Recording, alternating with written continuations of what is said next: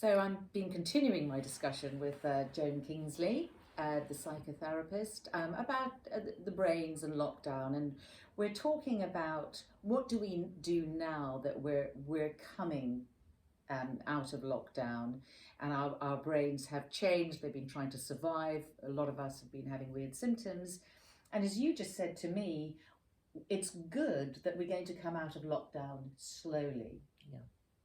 Because the brain needs time to adapt, doesn't it? Period of adjustment.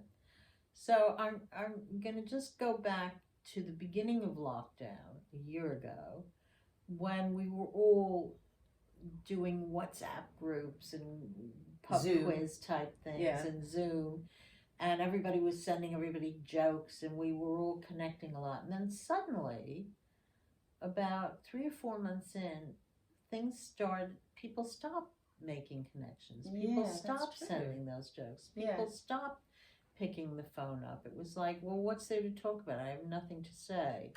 And so now, coming out of lockdown, I think what is going to be really healing is reestablishing those connections, making arrangements to see your friends, picking up the phone, reconnecting.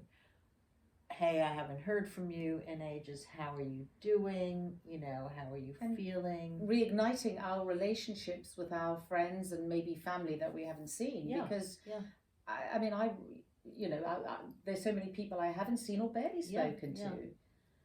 And that's true for work as well. Going back, people are frightened to go back into the office. Yeah. And I mean, I know like Google is wanting people. Some businesses don't care, but a lot of, because they're saving money by having people at home. Yeah.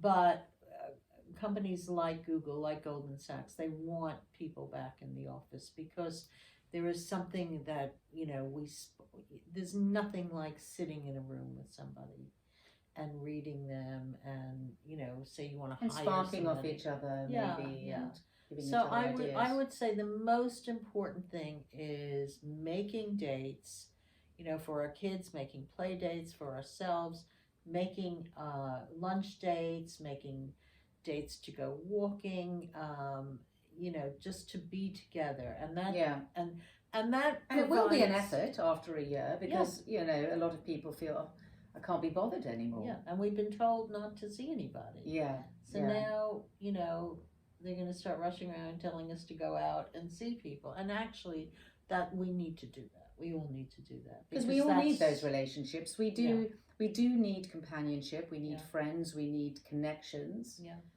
For all kinds of things. And what's really important to help the people you care about is to look out for people who are not doing well, who might have fallen into depression and unable to talk about it, and really reach out to those people and make that extra effort.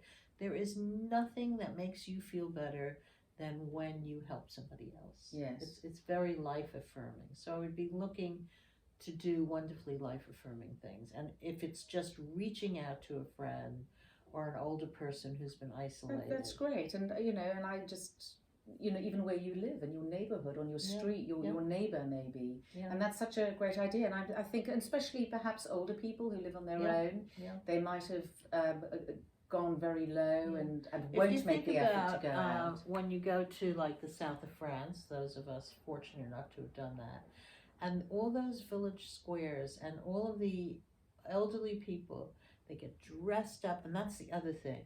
Make an effort. Every morning, make an effort. Get yourself dressed, put makeup on, and lifts your spirits. Mm-hmm. And so in France, you'll see in the village squares, all of these elderly people, they look fabulous, and everybody stops and talks to each other. And it's a wonderful support system. Well, that is it. It is the support system of friends and family, and just having those connections, and as you said earlier, is having a little play. It's not serious, it's maybe not work connected, it's just about having fun. And I think, as you say, I think that was such an important point, looking out for people who are maybe struggling to do that, and for oneself to make the effort to do it. Because we need to reconnect with people now, because that's the human part of us, and we can't do everything through a phone or a tablet or whatever. Because then you're tapping into the attachment emotions of love and joy. Yes. And those are the things that lift you up, that make life worth living. Yes, exactly. Right on.